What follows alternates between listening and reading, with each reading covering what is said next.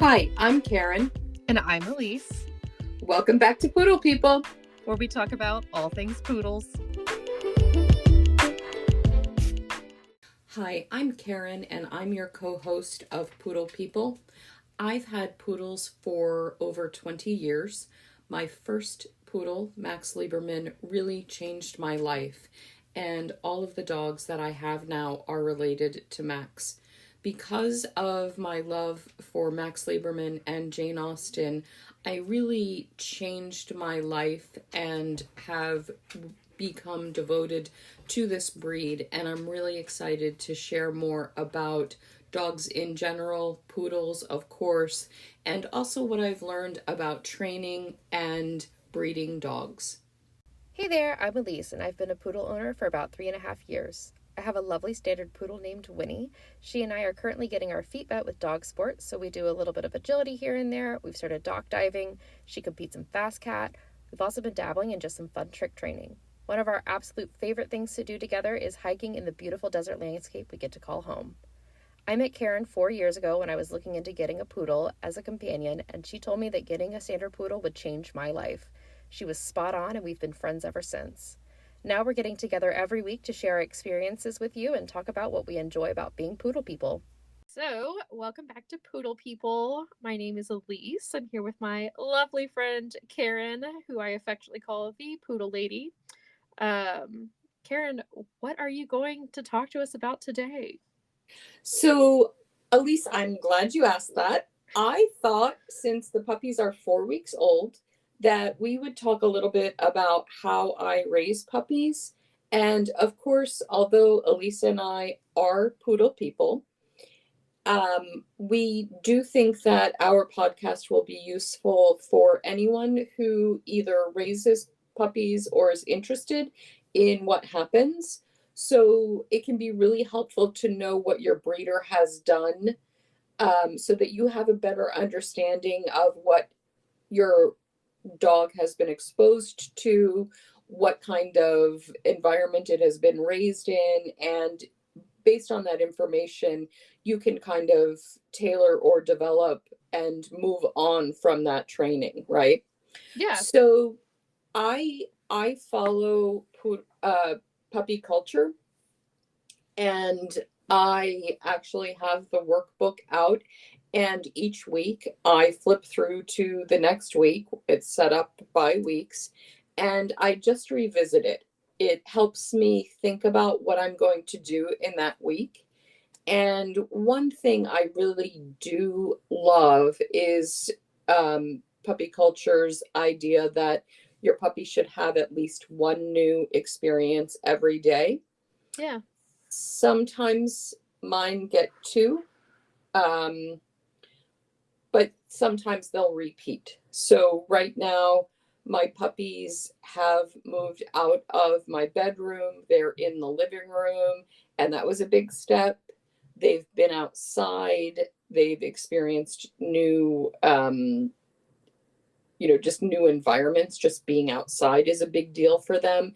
And each time we go outside, I think they are still exploring, and learning new things about being outside, playing with grass and things like that. Well, there's so many good smells and stuff out there too, just things that they don't even have any idea what it's all about yet. It's just, Absolutely. It's super fun stimulation overload in a good way for them. Right. And they really, the first time we went out, they were just fascinated by grass. And I do have a couple of places where the grass is still tall, where I haven't weed eated, and they were laying in the grass and playing with it with their paws and kind of chewing on it. So you could see that this was really stimulating and exciting for them. That's so cute. It really is adorable. And they also get a lot of strength building without doing anything specific, right? So in the whelping box, they're kind of contained, but when they go outside, there's a little bit of, my yard is relatively flat, but there's a little bit of a fall off, so a little bit of roll, and they really have to coordinate themselves in a very different way, in figuring out where their proprioception is. So I think watching them put those things together and fall over less is really interesting and fun. Yeah, they figure out they have 4-wheel drive and not just 2-wheel. Yes, exactly. So it's really exciting to see them grow up that way and become more confident and, bound across the yard rather than stick close to the adult dogs and me. Yeah. That's really fun. So Um, I have a question about how your puppy culture process works. So what is the first thing you do with them, and like how old are they? Like a day, or is it immediate? Like how do you start your process with them? so with Emma, it was different because Emma wanted me with her the day that she whelped, but even later on that day, she did not want me in the room. Gotcha. She was very clear that these were her puppies. She didn't want anyone near us or near her. And Elise, you know this. I have never slept on the couch, even even the night of 9/11 when I was completely distraught and watching the TV nonstop. I Yeah. still went to bed at 4 a.m. But for my Emma darling, I slept on the couch. Um, Anything and for the I, poodles, right? yeah, I had to sleep on the couch for a couple of nights, and I would have done it differently, but once it was done, I couldn't change it because that would have been disruptive.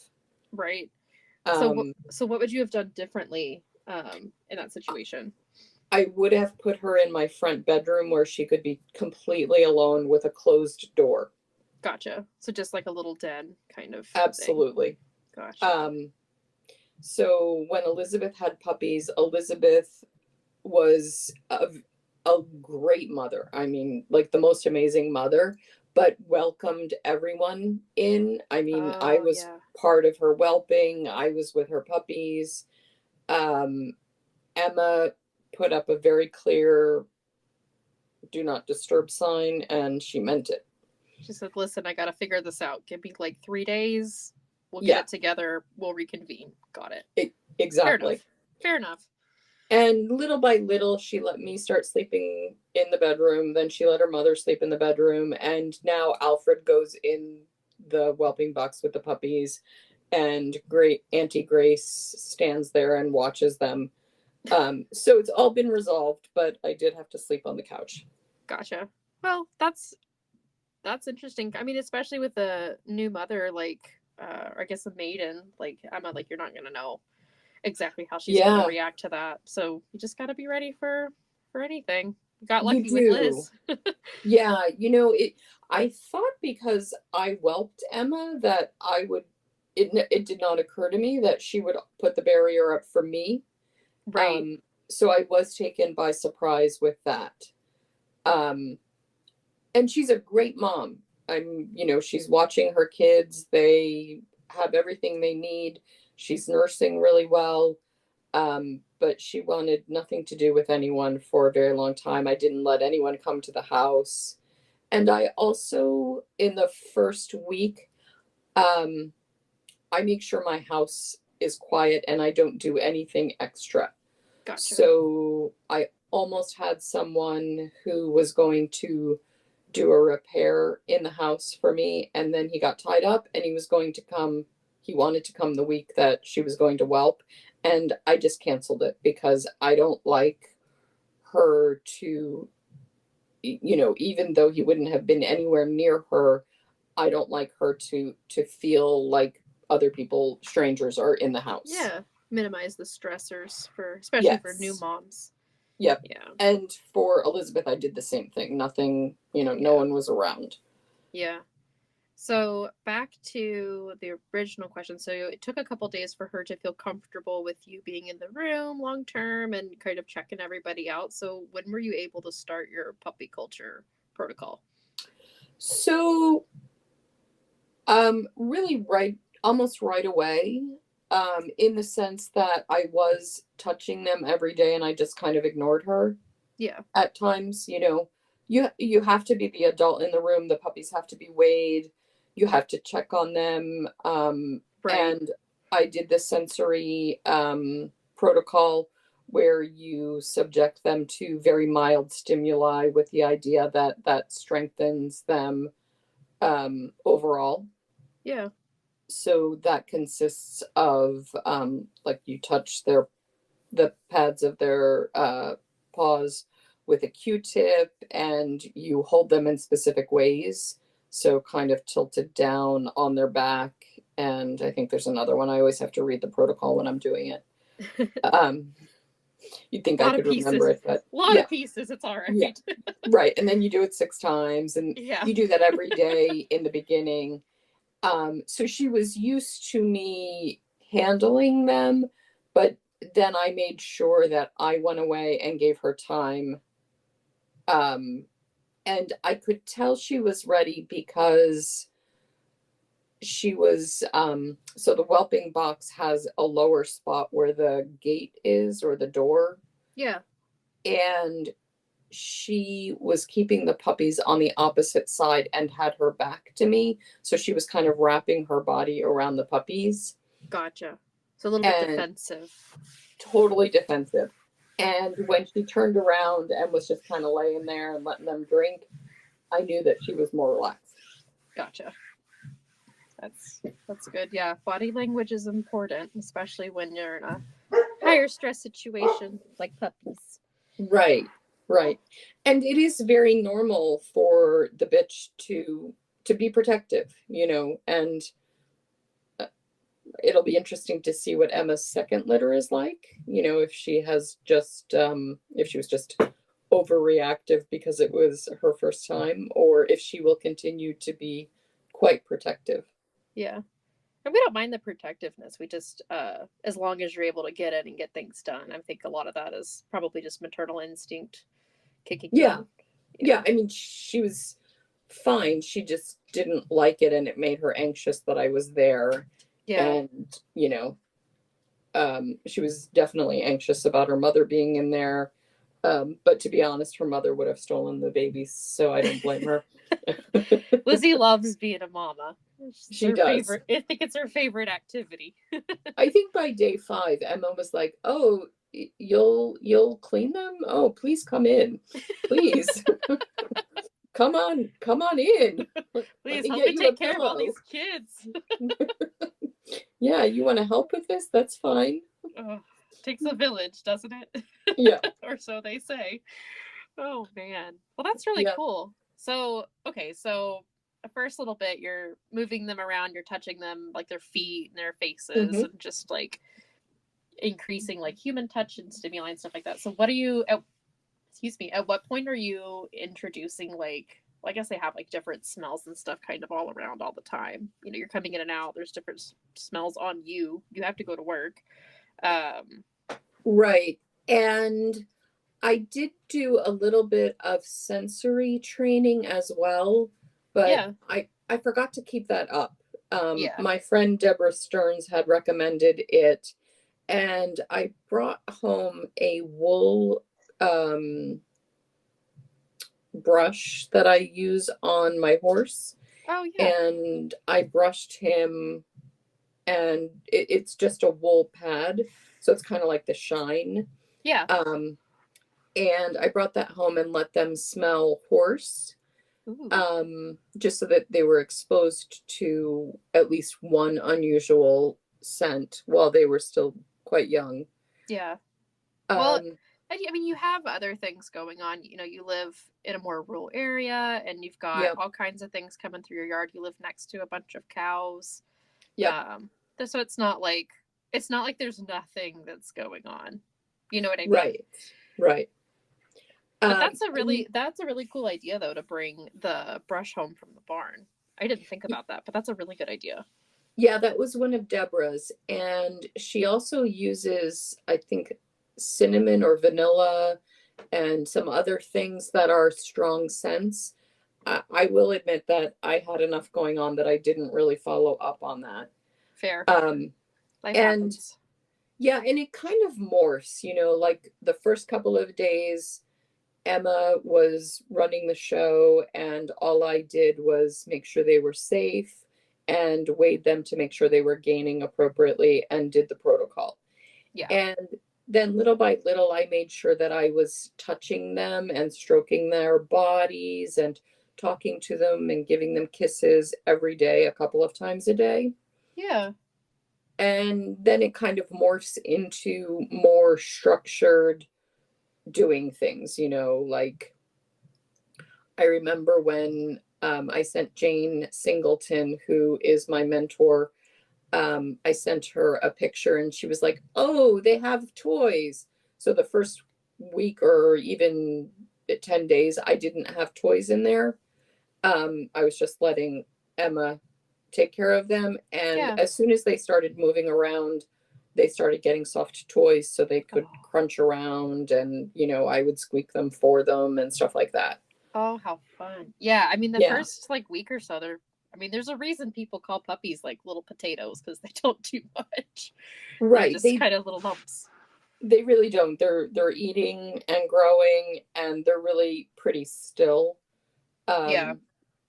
But then it starts snowballing and you kind of get caught up in it, and all of a sudden a lot is going on. I didn't vacuum my bedroom floor, which is a little bit gross, but I went for at least 10 days without vacuuming it. But then they had the vacuum in there, so they've been exposed to the vacuum, the coffee grinder. Those are big ones, yeah. Yeah, radio, TV. I try and do all kinds of things like that. Yeah. So that they are used to background noise. Well, and having the other dogs and stuff come in and out too is a big, yes, it's a big thing. Yeah.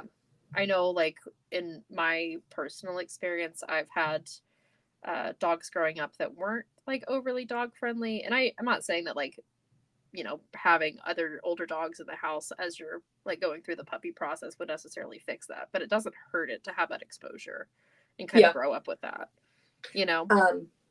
I'm really lucky because all of my dogs are very good with small infants. Alfred is in love with him. He's completely entranced and stands either looking into the whelping box or in the whelping box. And they seem to love Uncle Alfred, and Emma loves Alfred as well. So that has worked out really nicely. That's good. Yeah, that's great. And it's good exposure for your older dogs too, especially Alfred. I know he and Emma are the same age. I know they're litter mates, but he has a totally different life than Emma does right now anyway, being in the show show world. So there's probably not a whole bunch of little potatoes crawling around in the rain, or at least I hope not. No. I think the most exciting day for me was the first day we went outside, because you really do start to see their personalities and you start to see them blossoming as little athletes. Yeah. And, learning that they can bounce around, and they have little mock fights, and, run it after each other and throw each other to the ground. And it's as siblings do. I think you and I both know all about that. Well, that's well, and their confidence is growing by the minute when they're in an environment like that, and they're able to kind of figure themselves out and spend time outside in new environments and with different ages and stuff. That's awesome.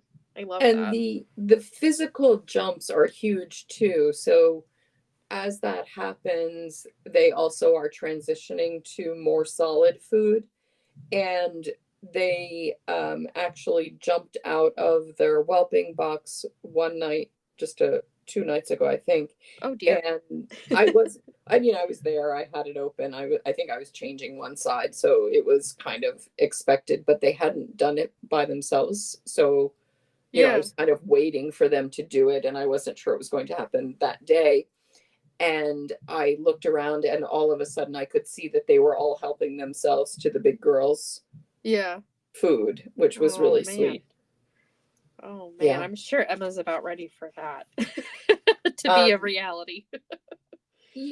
Yes, she's feeding less frequently, but she's definitely feeding I just came home from being out for a couple of hours and I thought that they would be starving. And I mixed up some food for them and they didn't really eat it. So I'm sure that Emma had recently nursed them. Yeah. But she definitely, it's hard on the bitch. There's a lot of weight loss and loss of condition. Yeah. That's just inevitable. So she'll be weaning them, I'm sure, more and more. That's awesome. They also have teeth coming in, so It's about time, I'm sure. Like Yeah. I said, I'm sure she's like, all right, any day now, get off. Yeah. Yep. You're hurting. Yeah. Oh man, that's great. I'm glad they're figuring their little lives out and starting. I mean, to be confident enough to go over something like the little barrier in the whelping box is a big deal for a little guy or gal like that, you know? Yeah. I mean, sometimes the little tiny things are huge. Yeah. Yeah. That's awesome. Oh, I love that. I love hearing about your puppies. Every time you have a litter, it's like catching up with like the latest social media or something like that. I don't know. I love hearing your updates. They're just so cute. I wish I could have puppies all the time. I love breeding. It's so much fun. It's so rewarding. The puppies are just darling. I love all of them in different ways, and it's really nice to see personalities emerge and to see if I was right about puppies when they were first born. Oh yeah, I bet. I bet that's a fun little puzzle to kind of keep up with day by day, week by week. They grow so fast and they develop so fast. They do. And they do change, Yeah. The little black girl was quiet for a while, but my gosh, she is like a little bruiser now, even though she's like a third of everyone else's size. So she is turning into a little feisty thing. Oh man. And my sweetest one is still, in my opinion, the sweetest one. But they're all just lovely. I mean, they're puppies. Ugh. Well, I think it's fun for you too. I mean, you have Emma and Alfred from your last litter, and it's probably been a lot of fun for you to have whelped them and then watch their personalities literally blossom throughout their entire lives. It's kind of a fun little science experiment just for yourself. It is really nice. I love them, and they are the dogs that I raised, so I think highly of their personalities. I like them a lot. Sure. It's a little bit nicer because Alfred gets to show and he gets to, I hear all the time what a nice dog he is, and he really is. He doesn't have his championship yet, but I have no concerns that he isn't just a lovely, gentle giant. I've had babies bury their face in his face, and he's just a lovely, lovely dog. What a great temperament to have. He really is fantastic. Yeah. I love that. That's awesome. So it's really nice to see the bloodline that I started, that I had this idea that, I couldn't let Max Lieberman go. And this was the only way that I could kind of continue that. And it really is rewarding. And having puppies is a blast. It's not easy, but it's really, really incredible. Yeah, I remember the puppy days fondly and unfondly at the same time. I think anyone that's ever had a puppy knows exactly what I'm talking about. I always told people if they weren't cute, nobody would get one. Yeah, that's true. Because they're insane. I loved Winnie as a puppy. She was, I think, the cutest thing we've ever seen in our lives. I still think she's pretty damn cute, but yeah, they are. It's a lot of work. Nobody prepares you for how much, and you have 6 of them at home right now, and they're even smaller. So kudos to you for being able to raise them to be the lovely dogs that I know they will be. So that's a lot. I hope so. I am in the honeymoon phase still because they don't have teeth. Yeah. They are just starting to teeth and to want to chew things, but they still are small enough and young enough that they're not really getting around. They're not, escaping from the whelping box and causing all kinds of mayhem. That joy is yet to come. Yeah. I don't know. I won't envy you. Winnie was very mouthy as a puppy, and she still likes to play with her mouth on her hands and arms and stuff. So I don't envy you there at all. I think that was my least favorite part was the mouthiness that all puppies are like that, though. I don't think it matters like what breed you have. I'm sure having like a retriever type breed that like what we have with poodles, I'm sure there's a little bit more, but I think everybody goes through that feeling like a nibbled corn cob phase. Yeah. You know, I mean, their teeth are breaking through the skin and they want relief. So it is very natural, and they continue chewing for a long time. Yeah. And it hurts. Yeah. Yeah. Oh man. But it really is wonderful. It's my favorite part of having dogs. Yeah. I as a kid always wanted to get into the breeding showing side. So maybe one day. Not now. My house is too small, and I don't quite have the time. So maybe one day, Karen. Yeah. I think it would be a really cool project to do. You would be a great breeder. Oh, well, thank you. I appreciate that. Well, cool. Well, thank you for sharing your experience as a breeder with a current litter of little cute peanut poodle puppies. We love them. Yeah. Thanks. We will be back next week to talk more about either more puppy stuff or more dog training stuff. So stay tuned. Yeah. Have a wonderful day. Bye. Bye-bye. If you're interested in my breeding program or are ready to be added to my waiting list, please visit my website at scotchcornerstandardpoodles.com, where you will find all of the relevant information and links. Thanks so much. Thanks for listening, and remember, a poodle will change your life. If you're interested in emailing me or Elise, or if you have any questions you want answered on air, email us at poodlepeoplepodcast@gmail.com.